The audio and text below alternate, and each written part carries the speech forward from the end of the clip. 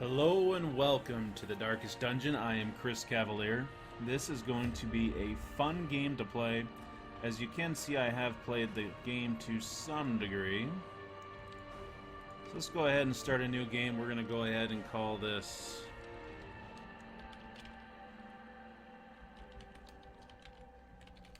Cavalier Darkest Dungeon for Chris Cavalier. Okay, hit enter there, hit there, we're good. We're going to watch this opening video so you can get a feel for the game. Reminds me a little bit of Bram Stoker's Dracula.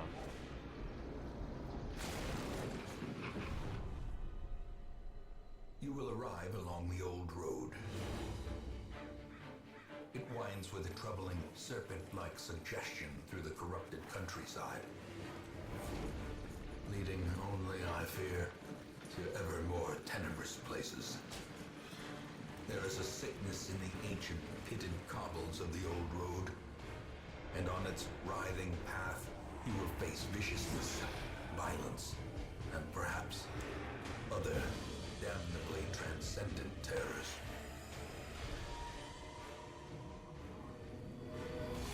So steel yourself, and remember there can be no bravery without madness. The old road will take you to hell, but in that gaping abyss, we will find our redemption.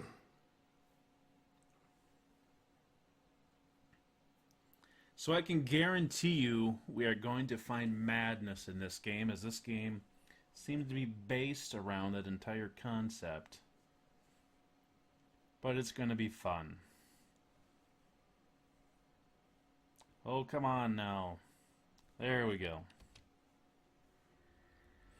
Okay, so our stagecoach has crashed. We are but two lone souls. So it talks here about map navigation. You're currently in a room, so we'll see that in a second. To move forth, click click on another room on the map display. This will take you to the connecting hallway. So you can see here, our starting.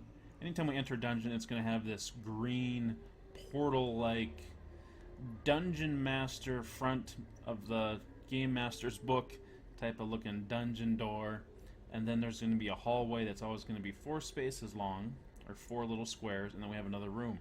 So what we want to do is we want to click to go to the next room. Brigands have run up these lanes. Keep to the side path. The hamlet is just ahead. So for the hallway movement, while in a hallway, press D to move forward, A to move back. If you prefer the mouse, you can click ahead or behind the party to move them. So that is going to be an option. So we're going to go ahead and move forward. Let's see, can we actually make... Yes, we can. So what we're going to do is we're going to rename all of our characters as we go along here. And I will be using a random name generator. Let's see here, what do we got for him? Rawwolf. Rawwolf is going to be his name.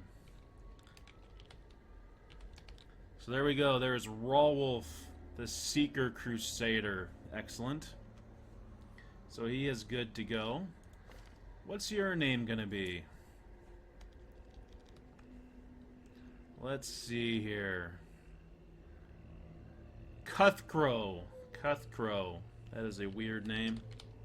But that is your name. So what we're going to try to do is we're trying to make these characters so we grow to know them. So we grow to understand all their little quirks and idiosyncrasies.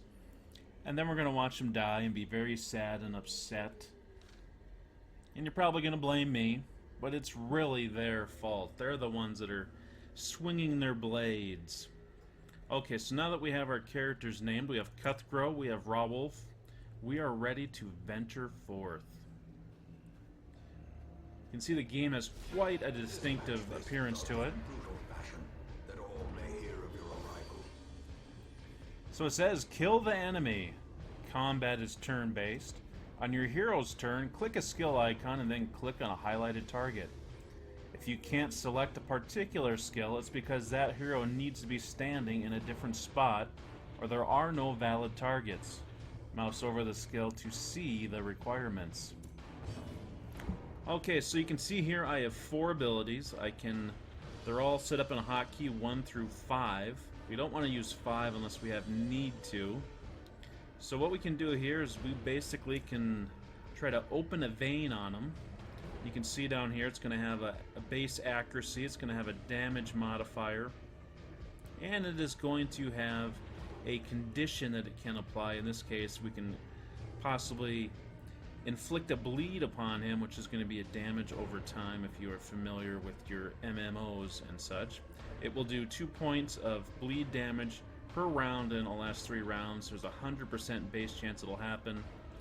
We can see here on the Brigand Cutthroat down below, he has a bleed resist of 20%.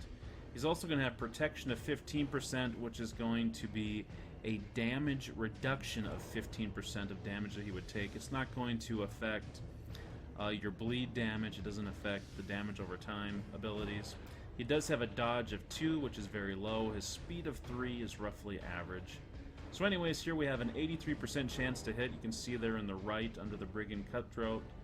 We have a chance of 5% to crit, and we will most likely do 4 to 8 damage, which is not going to be enough to take down the Cutthroat in one fell swoop, barring a critical hit. So there we go. We got a bleed condition on him. So now we want to come through with Raw Wolf here. He is going to have 4 options. He can do a Smite, which is going to be his basic attack. It does more damage against Unholy. He has a Zealous Accusation, which can attack 2 enemies. It's going to attack the enemies in the first 2 ranks. We can do a Stunning Blow, which is basically a stun attempt to him. And then he can also turtle up and say, "Come get me." And he will be taunting, and he will have some added protection. It will also boost the Torchlight. In this particular case, we're just going to go for the straightaway hit. So 6 damage. We did not kill him outright, but on his turn, the bleed damage took effect, and we were able to defeat him. Let's keep on going here. Actually, let's just switch our guys around. We need Raw Wolf in the front and Cutthroat in the second. Cutthroat, you go check out what's in that tent. So there are interactive objects within the Darkest Dungeon. They are known as curios. While exploring, you will often find interactive objects. Click or press W to investigate them. Take a look at this tent. So we will do that. Clearly where the ambushers camp. We found some valuables. We found a... There is much to be found in forgotten places. So the caretaker likes to talk a lot, as you will see, and he often has interesting things to say, so I will try to pause so you can get the ambiance of his voice and the style. So anyways, we found some jade worth 250 gold, and we also found another 25 gold in loose change. We did find some food somewhere along the way. We're going into the next room here. An ambush. Send these vermin a message. The right commander has returned, and their kind is no longer welcome. So the Brigand Fusilier, with his Arquebus here, was able to do some damage to us. You saw he got a crit. So when we suffer a critical hit, we actually take stress for that. We'll explain stress as we go along here. But just to note, you take a critical hit, you're taking more stress as well. So now we have the option where we can possibly stun him. We can go at him directly with attacks. Or we can try Zealous Accusation. It would hit the guys in the first 2 ranks, but he is a size 2, which means he takes up 2 ranks at the same time. So that is not going to be useful to use on him. Let's see, his stun resistance is 50%. We'd have a 50% chance of stunning him. I think I'm just going to focus on doing damage to him and try to bring him down as fast as possible. A decent blow. So now Cutthroat, the Highwayman, has a few different options. We can do the Open Vein, which we've seen before, which would potentially put him into a bleed. His bleed resistance is 20%, so that is an option. We could do a Pistol Shot, which it has a reduced damage, but it has a higher crit, which is a possibility. The crit would potentially make us lose some of the stress we've accumulated. He has a Grape Shot Blast, which hits multiple targets. It's his AoE, his area of effect type of attack. It's going to do reduced damage, have a reduced chance to crit. probably not our best move in this situation. And he has a tracking shot, which will do a little bit of damage, but it'll give him increased damage, increased accuracy, and a bonus to crit as we go along into the fight. So I think we're going to go ahead and do that. We'll go ahead and use it on this guy here. So as you can see now, we gain a buff for 3 rounds. It should help us out as we go along here. So initiative is rolled anew every turn. So all of our characters are going to have a speed. His speed is 7. Let's see here. Raw Wolf is going to have a speed of 1, so he's typically going to go last, whereas Cuthgrow is going to end up going earlier in the combat. So now we actually have an increased chance to crit, and let's go ahead and do our normal attack. So let's see, we got a bleed going on in the Fusilier. Oh, we dodged his attack. Nice job, boys. Okay, now see if we can get a good hit on him. Yeah, pretty typical hit. He's laying down his scourge upon our skulls. We need to do something, guys. Okay, so this should finish him off. And does. So corpses. When monsters die, they leave corpses. Corpses will eventually go away on their own, but you can attack them to get rid of them faster. Monsters killed with bleed, blight, or crits leave no corpse at all.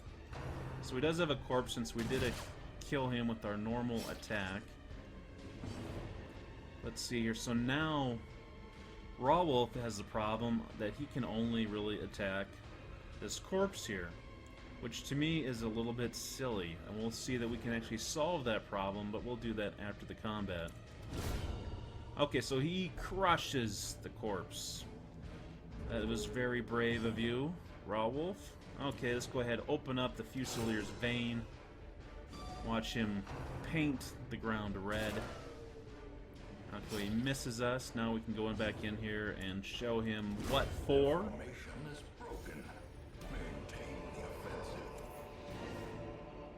Okay, so completing a quest. After you've completed the requirements of a quest, you have the option to return to town at any time. Just click the crest. You don't need to return to the starting room of the dungeon to exit. So you can see here we can return to the hamlet, or we can continue questing. So we have reason to continue because there is this treasure chest here. So each character is going to have a trap avoidance ability, or trap resistance, as you can see here. And if you mouse over that, you can see they have a disarm ability. His disarm ability is 80%. His trap avoidance is 40%. And you can see that the Crusader here has reduced abilities, and both of those by about 30% compared to our Highwayman. So let's have him check it out. It says it is a trapped chest. Something doesn't quite look right with this one. Let's check it out anyways. It's trapped, and he is blighted.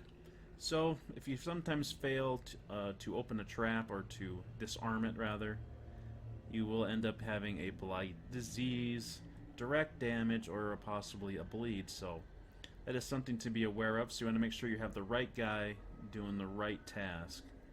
Anyways, with that, since we have nowhere else to go here, we are going to leave the dungeon.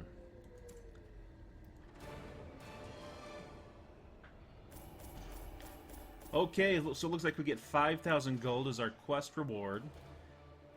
We are able to resell some of these supplies, some for full value, like the gems and the gold we get at full value. Otherwise, everything else has a reduced value. And we also picked up 875 gold total, so we're going to be under just 6,000 gold. We picked up no heirloom items, which is unfortunate. So the Resolve XP is basically just going to be your experience that you gain. So when you're 0 level, you're automatically going to go up to 1st level. We do pick up a negative quirk here. Increased chance of losing money while gambling. He's a bad gambler. And a Unholy Slayer. Plus 10 accuracy and plus 3 crit chance versus unholy creatures. So we have completed the old road. We're going to go into town now and check things out. Welcome home, such as it is. This squalid hamlet, these corrupted lands, they are yours now, and you are bound to them. Okay, so the caretaker has let us know what's going on here. Every week you'll see this activity log. The game passes in accordance with weeks, not days, so anything you do is going to take a week. You go to a dungeon, it takes a week. You send a character to the sanitarium, they're there a week. You send them to the bar, they're there a week. You send them to the brothel, and they may never return, as a week is a long time to be sent to a brothel. So get help where you may. On any screen in the game, press and hold H to see contextual help for controls in that mode. Try it while in town, exploring, fighting, camping, and more. Okay, the Ancestors' Memoirs. In time, you will know the tragic extent of my failings. The Caretaker's failings are quite extensive. As you can see in this mode, it lists all of the enemies that we need to defeat, which there are quite a few, and basically they're set up where you will fight one at level 1, one at level 3 or in a level 3 dungeon, and one in a level 5 dungeon. The game is not yet complete, so there is a dungeon that is yet to be added, and possibly more after that. So you can see here, you can watch the prologue and the old road again, in case if you have forgot what they are like. Let's go ahead and check out the graveyard. Most will end up here, covered in the poisoned earth, awaiting merciful oblivion. So we are going to hope to avoid this particular area of town as much as possible, because this macabre bastard is covering his mouth as his decaying teeth are falling out and he's chuckling. So we're going to avoid that as much as possible. He is a one creepy dude. So here we have the stagecoach where we can recruit new heroes. Women and men, soldiers and outlaws, fools and corpses. All will find their way to us now that the road is clear. The stagecoach is your hero lifeblood. You'll need to recruit these 2 heroes to fill out a party of 4, drag and drop them into your roster. While you're here, spend some of your starting resources on upgrading the stagecoach network. This will increase the number of heroes available in the future. To upgrade, click the plus symbol on the left and then click the upgrade. So you can see here we do have some heirloom items. They're going to be the bust, the portrait, the deeds, and the crest.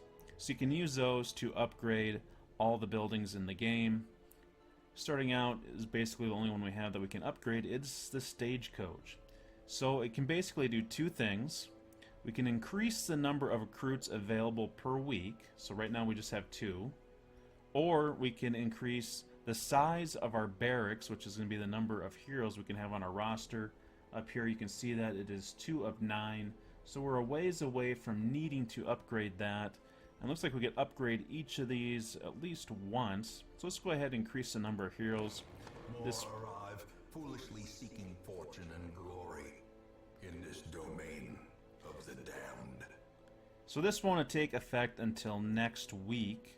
So we're not going to worry about that. We can't upgrade that anymore. We could upgrade to having the ability to have 12 characters on our roster. It is not needed right now, so we're going to go ahead and wait on that. So let's go ahead and pick up the Plague Doctor. What better laboratory than the blood-soaked battlefield? So there we go with the rune, or not the rune, the Plague Doctor. My mind is elsewhere. Okay, so we need a good name for the Seeker Plague Doctor. Notice she is female. She has a slight shadow on her chest. I would hope that would denote a female. Let's see here. What can we call her? Jada. She will be Jada. Not Jada Pinkett Smith or anything, just Jada. And you can also switch their outfits.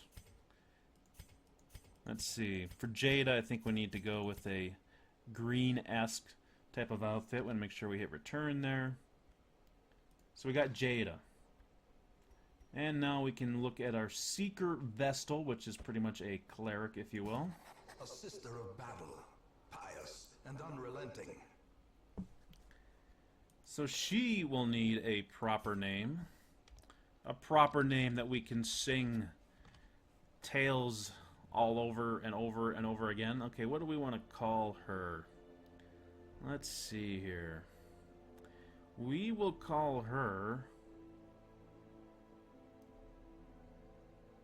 Boy, so many choices, so many choices. Bethguth.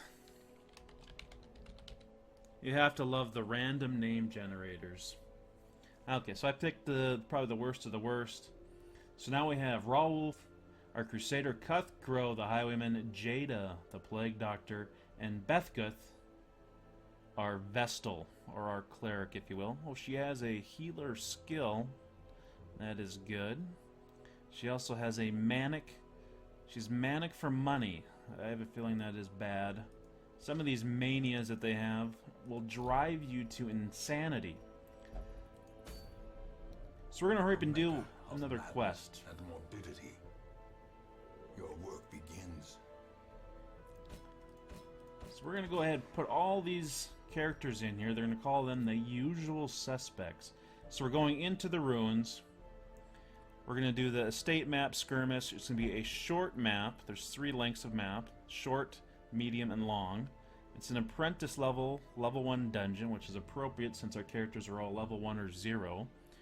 And our goal is to complete 100% of the room battles. If we do that, we're going to get 3,000 gold, 2 busts, and this healing armlet for lepers only. So we don't have a leper, so it's basically going to be something we just put on our mantle and say, hey, if we ever see a leper, we got something for him.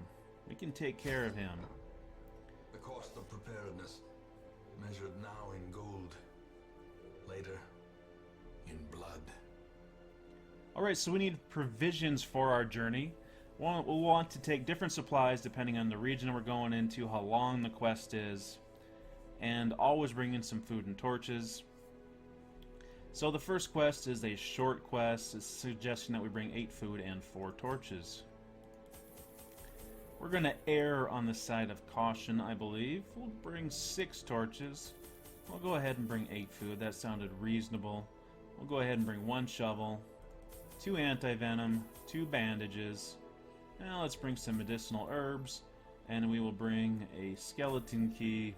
I think from there we're good. We still have some money left over.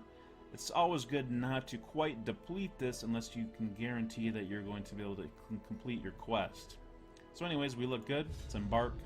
Let's do it. Okay, some advice here. A well-placed supply item can often protect against the hazards of interactive objects you encounter. That is good to know. The fiends must be driven back. And what better place to begin than the seat of our noble line?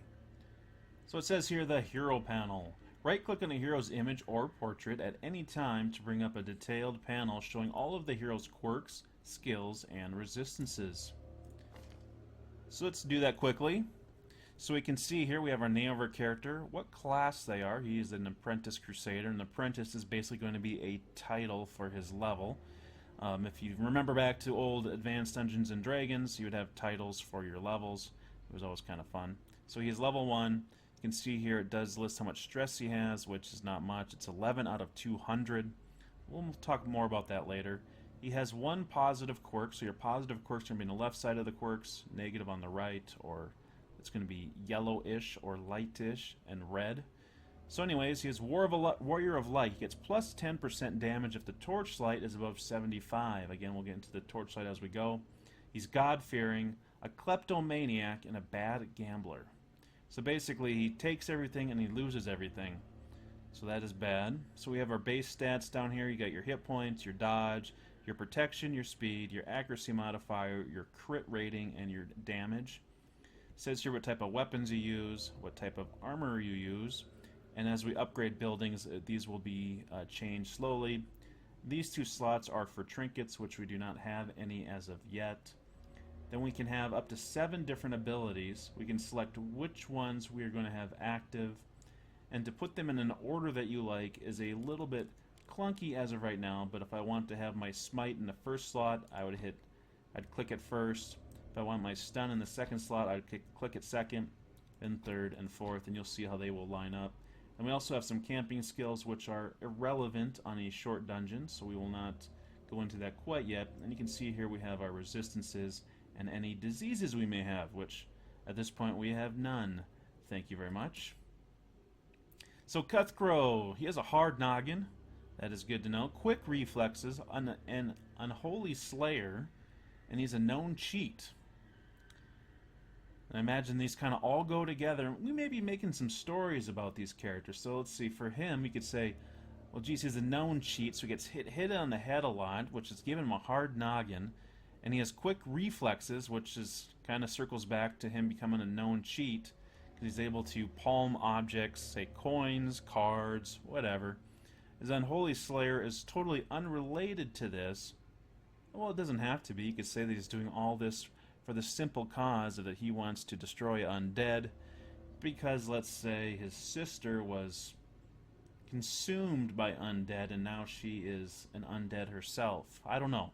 Anyways, we might try to make some fun stories like that just to make the gameplay a little bit more interesting.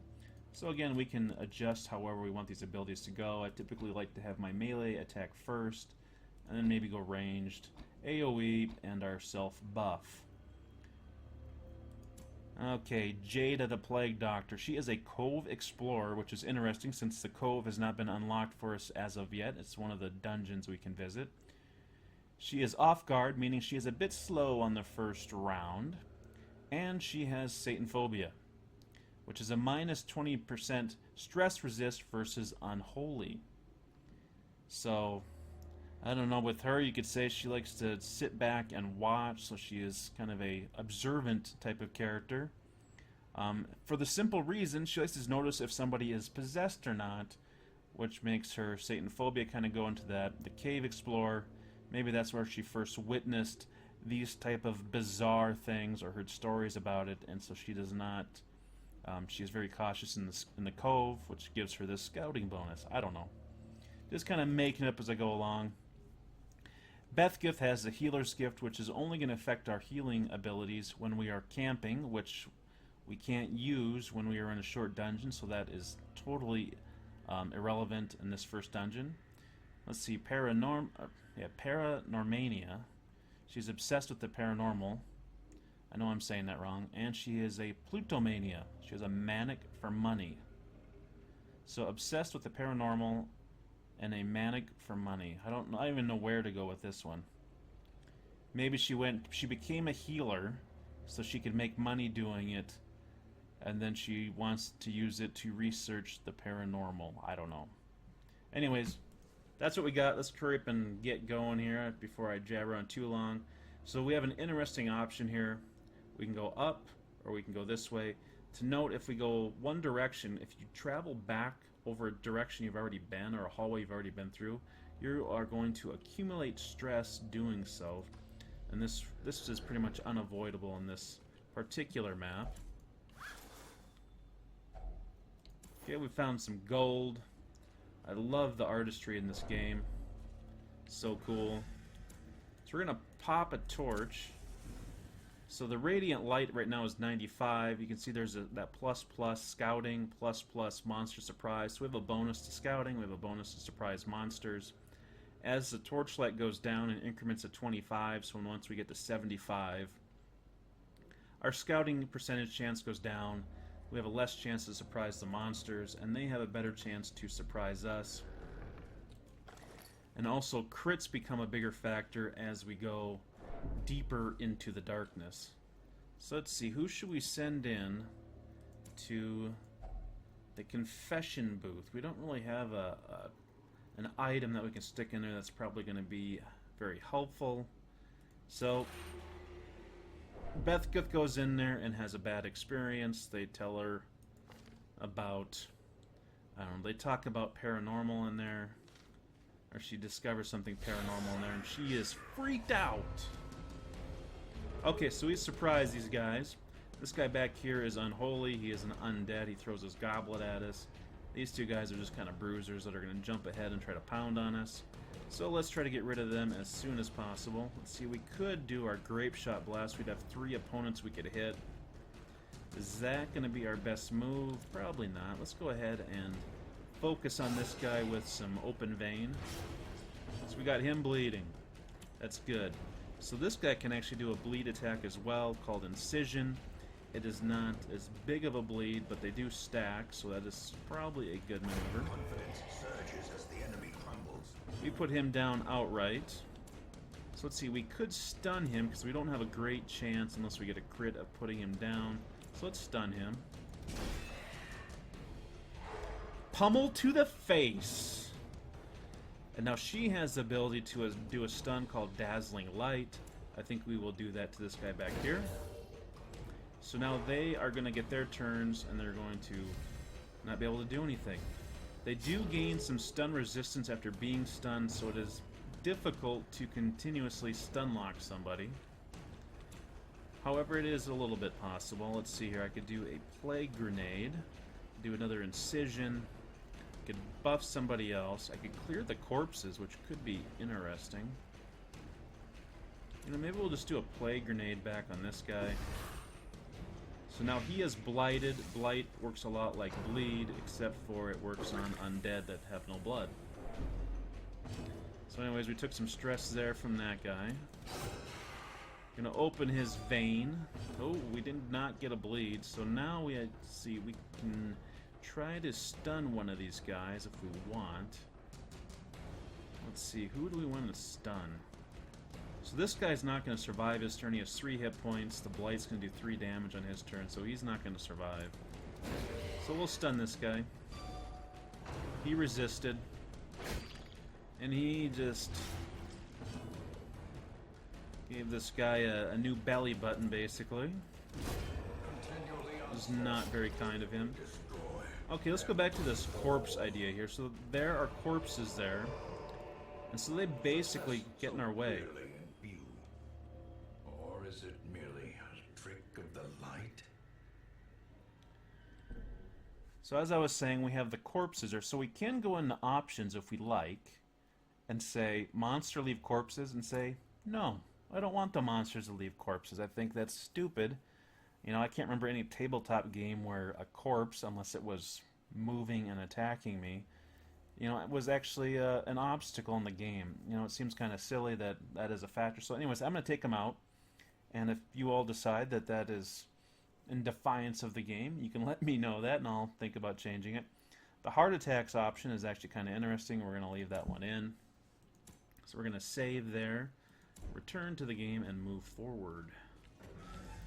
Yeah, the corpses just kind of annoy me because it's never been an obstacle in any game I've played until I played this one. Okay, so bandaging.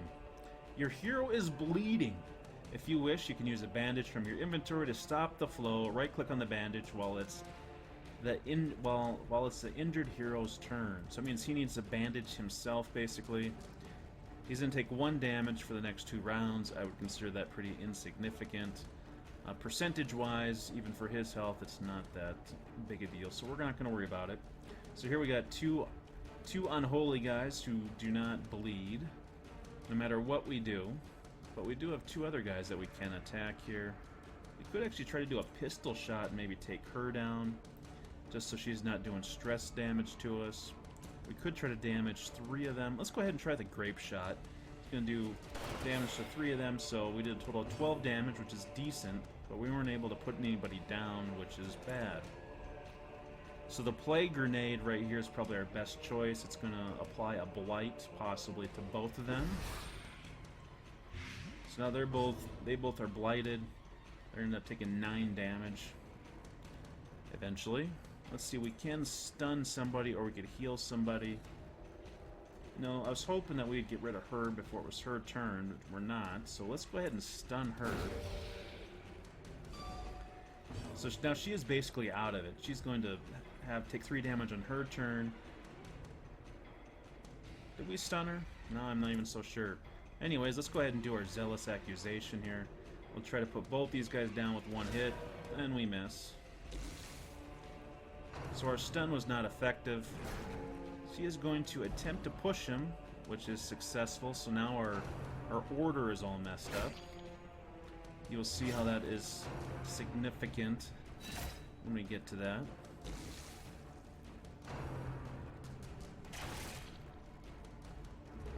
Kind of worked out, saved her from getting hit by that quarrel. The bleeds are stacking up on Jada. Okay, but she ended up dying from the blight. And they're just getting turn after turn after turn here.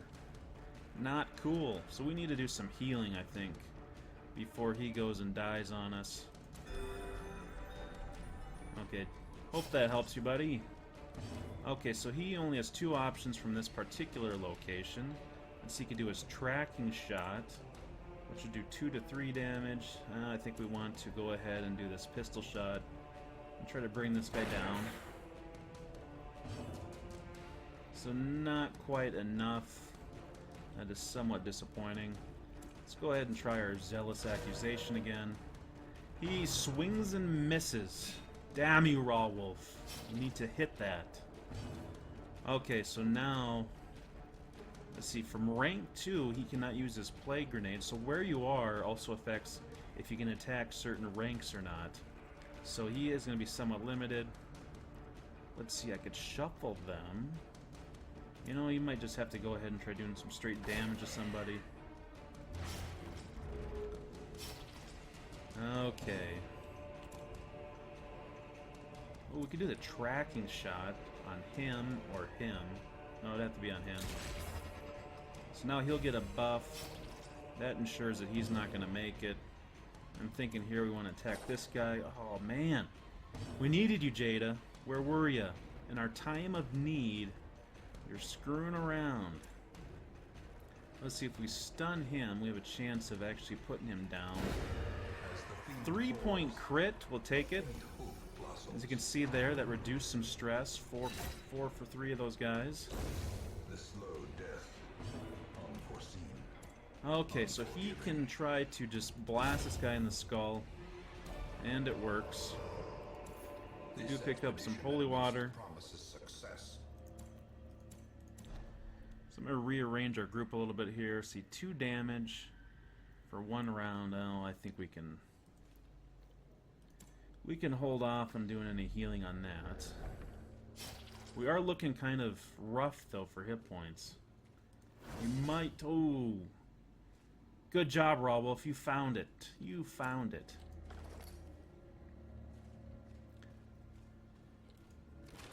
Okay, so heirloom items. Ooh, that's good. Those are the best early on, these deeds. Okay, so right now our 65 light, we're gonna go ahead and pop a torch, so we're up above. We're up to 90 anyways. So we can eat food as a means of regaining some health. But in this particular situation, since we have to walk back through all this territory, we'll actually have a chance at picking up additional stress walking back over this territory, and we will have an increased chance of eating our food. So I'm thinking we're going to hold off. So nothing there, which means we just need to go all the way back. Ooh, we're going to have a random encounter. Someone got a scouting check. Okay, not the group I wanted to face. This is not good. Okay, the goblet is not so bad when you're about to die. Okay, so what do we need to do here? We need to do some damage to these guys. Preferably, need to start dropping guys fast. I think we'll do the Grape Shot Blast. Oh, that was a disaster. Now we're going to get a Quarrel. Good job, Jada. You dodged that one. Let's focus fire. We need to start putting guys down. Oh man, or do I want to try for the Zealous Accusation? It's failed us so far. It's been horrible. Yeah, I think we're going to do this. We're going to guarantee taking that guy down if we hit. Give them no quarter. Let's see, what does she need to do? She actually needs to start healing people. 4 hit point 7. Yeah, you start healing. And then you...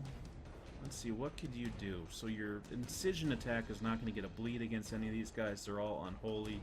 Their bleed resist is 200. Let's see, you could do a Plague Grenade and start wearing some of them down. Probably this guy. So he is now on a slow path to being destroyed. We did not need that big of a hit there. The Goblet's going to give us some stress. It's not looking good. It is not looking good. Let's go ahead and throw another Blight on him. So it's going to stack. So on his turn, he's going to take 6 damage. So let's see here. 5 hit points, 8. We need a heal. Ooh, a 10-point crit on a heal. Does some stress reduction. You know, I think we're going to go ahead and shoot him. Is that what I want to do? So he's going to take 6 damage, which would push him down to 7 on his turn. You know, if we actually do... What's that, like 6 damage, which is going to be a little over... It's going to be like a 75% chance of getting that, where he would... Not a 75%, a 50% chance where we could actually put him down. What's our... Let's see, that would not have as good a chance. Yeah, let's go ahead and try it. So we just missed. He's at 2 hit points, he'll get a shot off.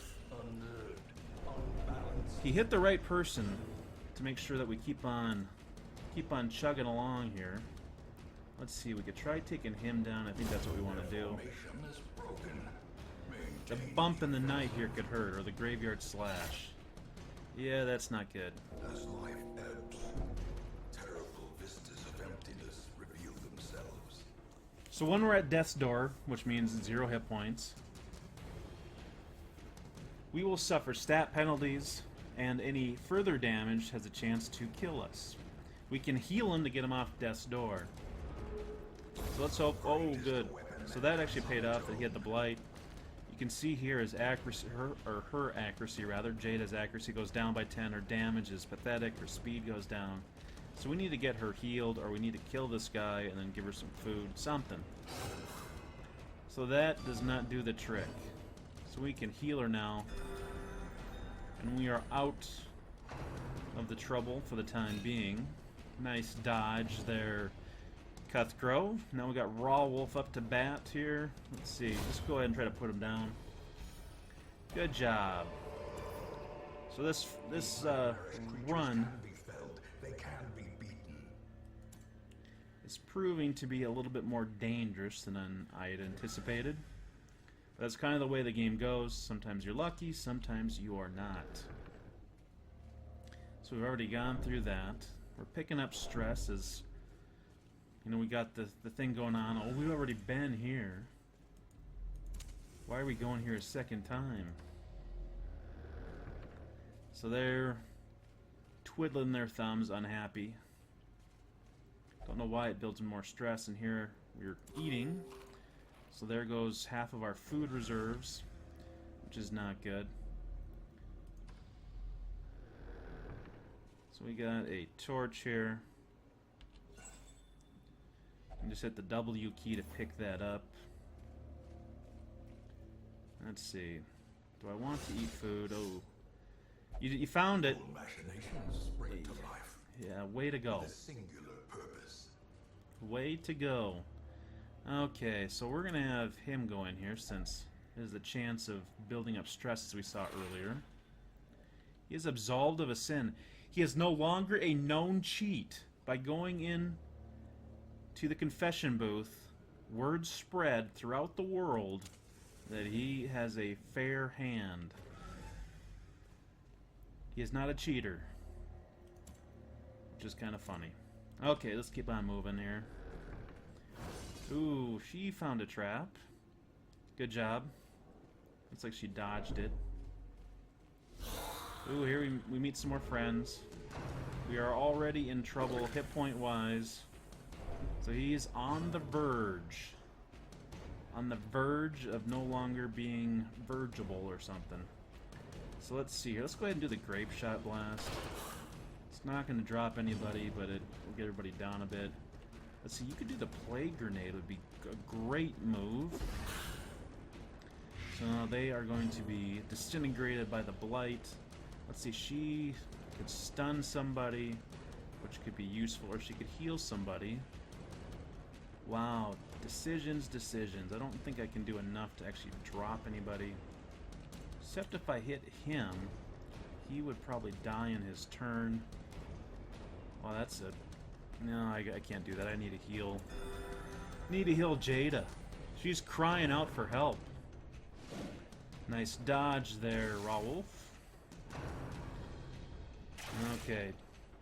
Kind of happy that she was shot since she had some hit points to spare. So we're going to try for the Zealous Accusation and hope that it works. Okay, there, we dropped one guy, injured another. That's great. Let's see, they're going after him again. Let's see, he is very low on hit points. Tempting Goblet to Cuthcrow. He's able to take it like a champ. And now he will do his Grape Shot Blast again. I was hoping we'd drop more than that. Okay, so now I think we need to heal him. Jeez, we could actually drop one of these, I bet.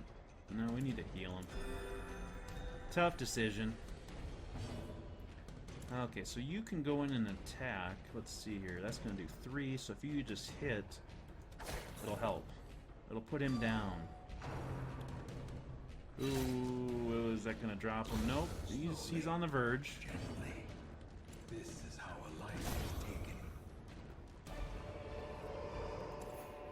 Be wary. Triumphant pride precipitates a dizzying fall. We're not doing so good on hit points. This is a challenging run so far. So we have the bookshelf. There's not really an item that you can use with the bookshelf, but it will have a chance of doing a scout for us, which it just did. So we have a fight in that room. This room should, and I do say should, be empty of any type of encounter. It is. Okay, so we have one curio. Oop, we have a wall, a combat, and a curio. So we did bring one shovel. Cold stone seems bent on preventing passage. So we have a combat here. I'm thinking we're going to risk and eat some food. Let's see here. It heals him 2. So we got him up to 7. You know, I think it heals him more than anybody, so maybe we'll just have him eat it all. It goes by a percentage of your hit points, which I don't know the exact ratio, but I know that if you have a lot of hit points, you're going to be able to actually get more. So they are surprised. That is excellent. Okay, so we need to put these guys down as fast as possible. Okay, we've got a nice bleed on him. We're going to go ahead and do our Zealous Accusation. Drops him. Let's see. You could actually go ahead and do your attack on him. Does it have potential to actually finish him? It doesn't, but that is all that you can really do, so that's what you're gonna do. Let's see here. She could either do a heal or she could do a stun. I'm thinking the stun on this guy, and potentially you could kill him. It does not. This guy's gonna do his little goblet toss, throw the blood in the face. Rawolf is gonna take some stress damage. Okay, so now, let's see here. We could actually end up killing both of them as an option. Not both of them, but we could kill him and damage the other one. I think that is my decision. Let's see. She could heal somebody, or we could try to stun him. I think we need to try healing somebody, because we have one more fight coming up. You can't heal in between fights in this game unless you are eating food. So we're doing a little bit better than we were as far as hit points going into our next fight. Brought low and driven into the mud. So the alchemy table, we will go ahead and toss a torch on there. The promise of safety. So now we have our last room to fight. Do we have anything else that we could really do? You know, we could use the holy water to build up some resistances for our guys. We can do that when the fight starts if need be. We just got to go in here and hope that we can survive. So these two guys are going to focus on doing stress. These guys are rather weak, so we do have a good chance of making it through this. Set the stage for heroism or cowardice. Let's see, we do have a... Well, we could do that and just try to shoot this guy down. I was hoping for a bigger hit than that. Hoping and not getting. Okay, so our stress is building up quite a bit here. We can go ahead and we can hit these guys with a plague grenade. One of my favorite abilities. Ooh, that could put... Nope, not quite Death's Door. So I think she needs to focus on healing somebody, probably him. We need to have him survive. So we're going to go ahead and do the Zealous Accusation. Did some good damage. Let's see, we're gonna get some goblin. Oh, a knife in the dark. What are you gonna do? You have to do the goblin. Yep, her stress is building up. She's now at 73 out of 200. When you reach 100, you're going to have to make. We have to make a resolve check, and it can either be good or it can be bad. So we're hoping that we won't see that for a while.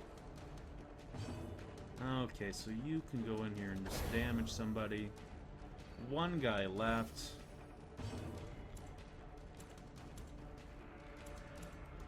So just drop the sword on him. Okay, so we survived. Victory, but a victory nonetheless. So we're going to continue our adventure. We have a sarcophagus here. I don't know if the key works on it. It doesn't. But we're going to go ahead and check this out. Has some additional treasures. We pick up some crests. We pick up some gold. That's good. And we're out of here. My room, all my hall. We reclaim what is ours. So we pick up roughly 8,500 gold. We pick up this healing armlet, which we need to find a leper to give it to. And that seems like a quest in itself. And we picked up, let's see here, 18 heirloom items. Not too bad for a short run. Jada and Bethguth are going to pick up first level, which is good. Ooh, Cuthcrow is now stout, which is only affects his healing skills while he's camping. Something that's not going to be too useful. Jada picks up Scrounger. She gets some bonus scouting in the Cove, which is not unlocked as of yet. And Bethgood picks up the Yips. So when she goes to attack, she goes yip, yip, yip. And so she now has a -5 accuracy. So that's something we'll probably want to get rid of as soon as possible. If you let your negative quirks linger. For months, years, an eternity. And we were rewarded with madness. So we can see here it says severe negative quirks. Over time, some negative quirks will lock into place and become severe. Severe negative quirks cost much more to remove in the sanitarium. So anyways, here it tells us what's going on. The tavern is now unlocked. The abbey is unlocked. Bethguth and Jada are now first level. And we completed that particular quest. So let's take a quick look at the abbey. The cobwebs have been dusted, the pews set straight. The abbey calls to the faithful. Stress relief. Heroes relieve stress by taking part in activities at the tavern and abbey. Each activity has a different side effect, or effects. Experiment to find out the best activity for each hero, depending on their quirks. Committing a hero to an activity locks them in that activity until the next week. You'll have to take a different hero with you on your next quest. So anyways, we can throw a character in the cloister, which would be some meditation, the transept, which would be praying, or we could send them to the penance hall and they get to flagellate, which basically means they're going to hit themselves until they are in their happy place, which is a little bit hard to imagine. So we could actually bump up and upgrade one of these. It would increase the stress recovery in that particular place. Fresh kegs, cards, and curtained rooms promise solace to the weary and broken alike. So here we have the tavern. It'll operate in pretty much the same fashion that the abbey does, except for, of course, you're drinking, you're gambling, and you are enjoying the pleasures of the flesh. So the caretaker sometimes will be occupying one of these spaces, and you can see he is currently partaking of the pleasures of the flesh. Such pretty things, he says. So we could also upgrade these particular stress relieving activities. And I just love the picture of this bartender. He looks like he's an ex-adventurer. He probably has a sword mounted on the wall, a club with a bunch of notches in it under the bar, and he is just ready to pound on somebody with those pipes. He's just waiting. He has a droopy mustache. Probably sounds like he drinks diesel for breakfast. Awesome. I love that guy. Okay, so we've built up quite a bit of stress here. 82 out of 200 is pretty bad. Pretty bad. So one of the good things is that the stagecoach comes each week, And these guys cost nothing to actually pick up. So we actually are going to go ahead and just pick up everybody that shows up until we're full. So we're going to go ahead and pick up our Jester here. You will be laughing still at the end. So we need to rename the Jester. What should we come up with him? Let's see. What can we come up with him? Oh, there's a good one for us. His name is Cyan, which is a weird name which fits the Jester just fine. They are kind of buff masters in the game, sort of like a bard would be for your Dungeons and Dragons. So we have a Grave Robber we're going to pick up. To those with a keen eye, gold gleams like a dagger's point. Let's see, what is a good name for her? Let's see, we will call her Vinta. Vinta the Grave Robber. She goes after vintage items only, hence they call her Vinta. Ooh, she is a dud hitter. -3 crit if hit points are below 50. So she has like a trick elbow or something.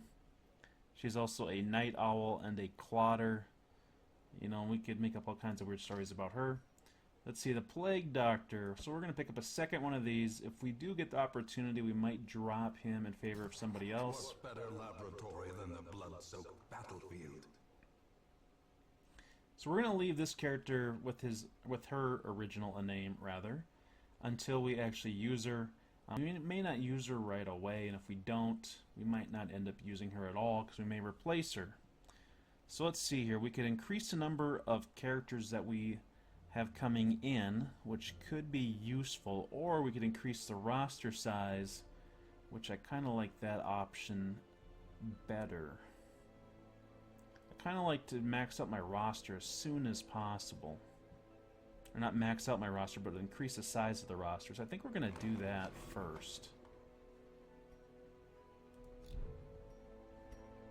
So that means she might actually stick around.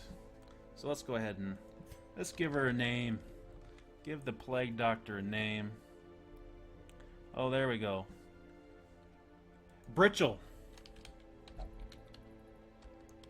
Let's see. Is that how it was?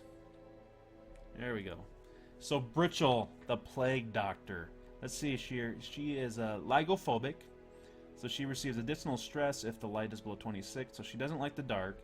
She has a fear of the unholy. So she's been tormented by nightmares her entire life. And it's made her deadly with anger. She gets a +1% chance to do a crit. She is a ruins adventurer. She is searching out this evil with a torch bright in hand. Very interesting. Okay, so that is going to conclude the first video. As we go into the next video, we do have the ruins. We're going to have 4 different options this time, so we're not going to be forced doing a particular thing. We can actually make a conscious decision about what we want to do.